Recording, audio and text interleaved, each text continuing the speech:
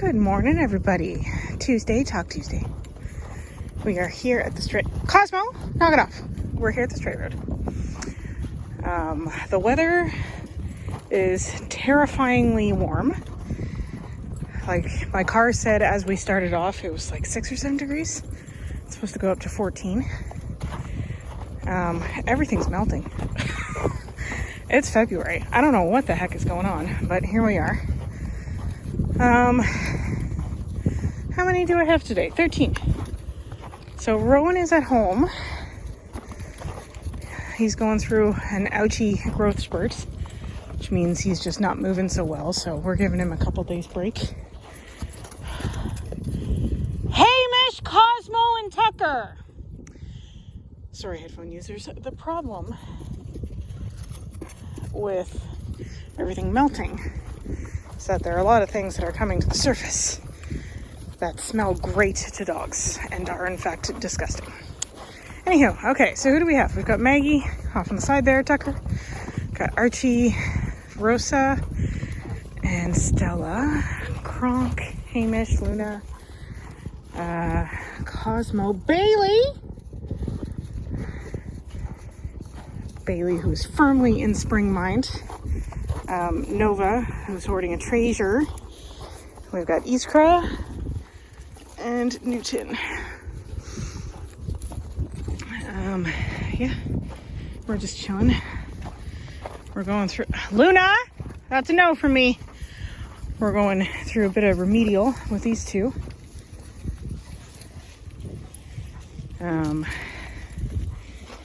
Less with Iskra. It's more... There was rumor at her last puppy class that the people there thought she might be coming into heat. She's around the right age for it, technically speaking.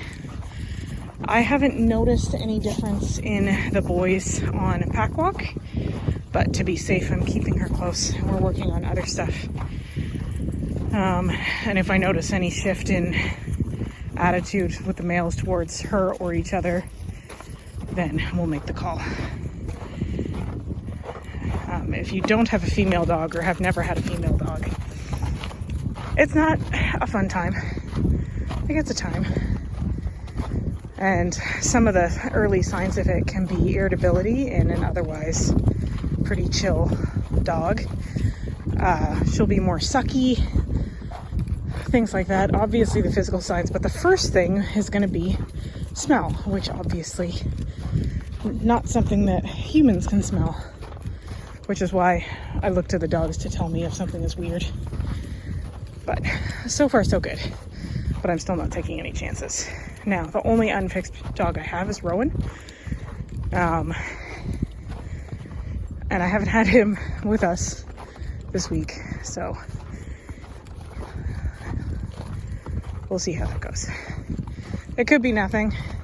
It could be just the boy dogs in that particular class are all of a sudden noticing differences.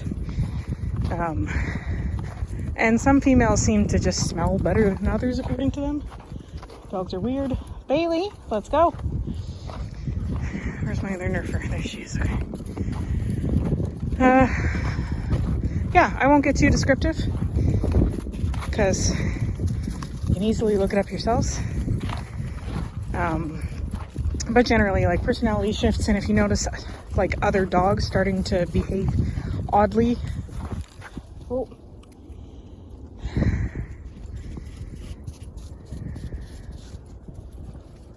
Good. Sorry, that was a pee break.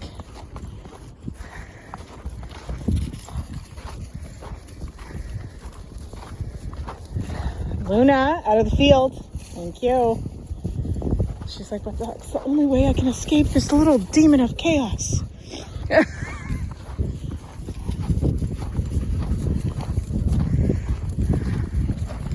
Hamish! Hamish is also firmly in spring. He is full of beans. And not good beans. Hamish, you're done. Luna! You don't need to eat that. Luna! Come here. Drop it. No. Good. Let's go. You do not need to eat mystery lichen, please. Thank you. She's like, you don't know.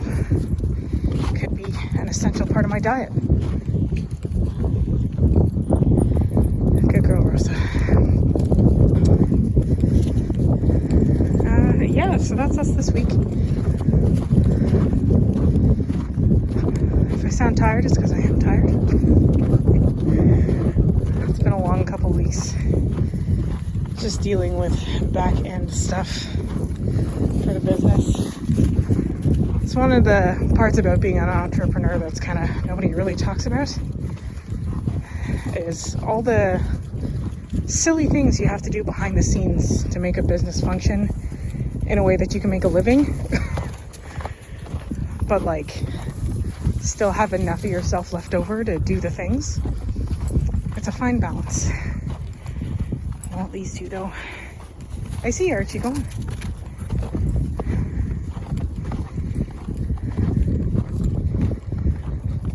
So it's also kind of sucky because like we haven't snowshoed, right? And snowshoe is like my main form of exercise in the winter. And I'm definitely feeling it. Like, if you do go to the gym regularly, it's sort of the feeling when you stop going for like a week or two, whether you're ill or on vacation or whatever, you just don't do it. And then you're kind of antsy to move. You know what I mean?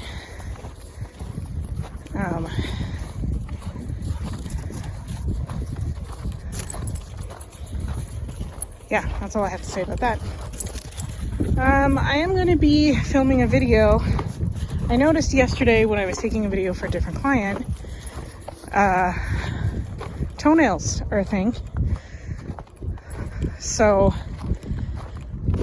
it's kind of really important to stay on top of nails on dogs. It can lead to some really painful things for them. And a general rule of thumb is like, if you can hear your dog's tippy-tappy on floor, like just floors in your house, you probably need to cut them.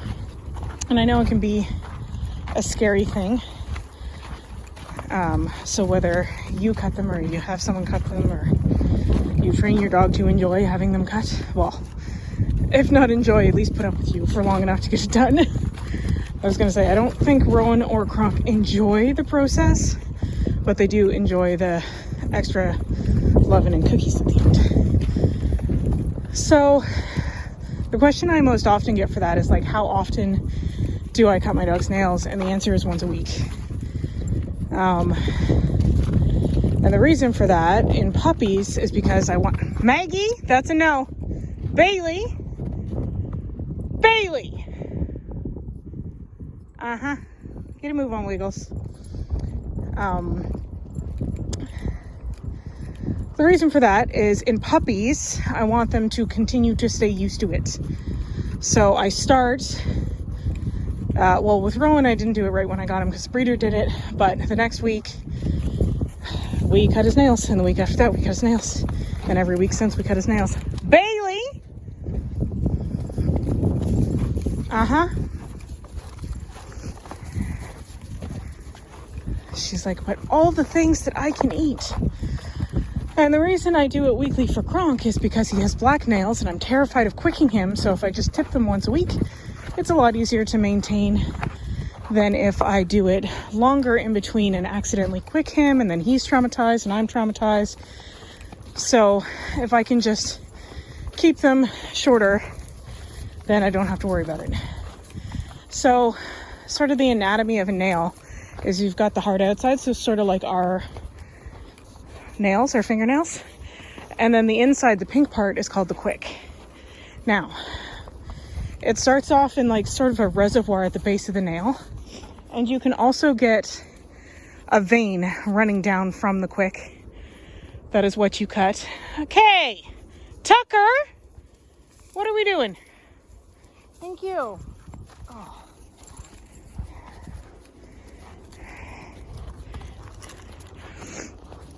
Hold on. There we go. Okay, you go on my other side. That's where you live. Thank you. Okay. So often when you quick your dog, what you're cutting is that vein. And it does hurt. It absolutely hurts them. And it can be scary and things like that.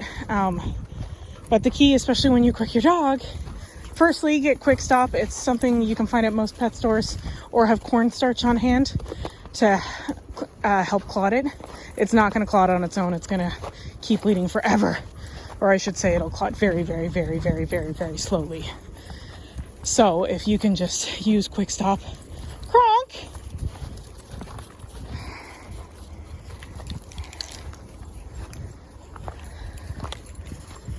Are we fine with 3? Yeah, Mags, it's not your play anymore. I know. I agree. That was rude. Anyways. So yeah, the important thing is to keep going, because if you like quick them, you're both traumatized, and you stop. Bailey, not your play. And you stop, then like it's sort of just circular, and they think it's a bad thing, and nail cutting is a bad thing, and whatever. So important thing, get the bleeding stopped, do at least 1 or 2 more nails, end on a positive note instead of a negative note, and then come back to the rest of them later when you're more composed. Luna, absolutely not.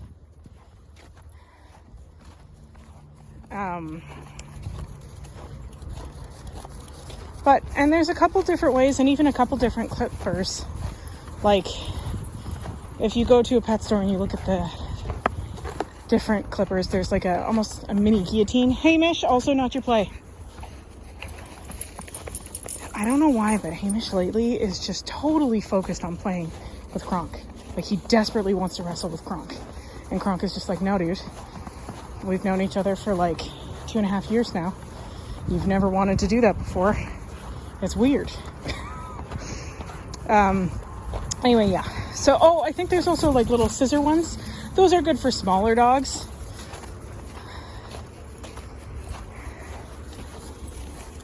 Not so much. Hold on, I have to organize my lines here because, of course, no. Sit. Oh God, sorry, you're staring at the ground there, my bad. Go on, Nova in front.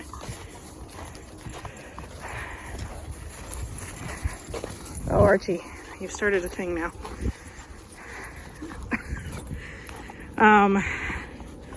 Anyways, honestly, there's no, like, the scissor ones are great for smaller dogs, not so much for bigger dogs. You just don't have the right, you can't necessarily get the right pressure on it to make it a quick cut. So I tend to use the ones that are more like scissors, and I do use the little guillotine ones sometimes. I find there's really no difference. You can also grind them. You can also teach your dog to like dig at sandpaper. And I mean, to each their own. If your dog really, really likes digging and they really, really struggle with nails, then that's a great option. Because I start my dogs so young, we don't ever have problems with cutting their nails. They're just like, oh, this is a thing we're doing, and we continue on. Out of it. Hamish. Thank you. Who am I missing? Oh, of course. There we go. Okay.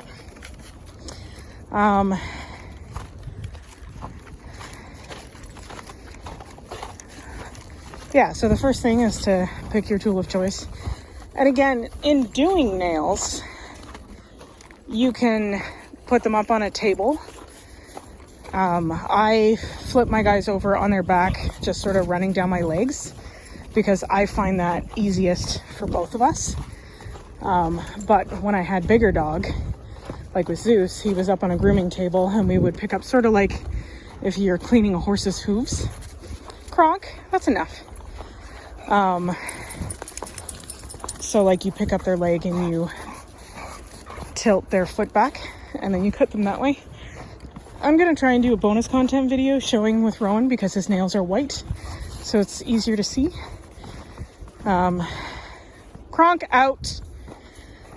And then if you have any questions, you can let me know. I'm going to sign off here because I have to do a pickup. And I really want to do some focus training with the 2 I have attached to me.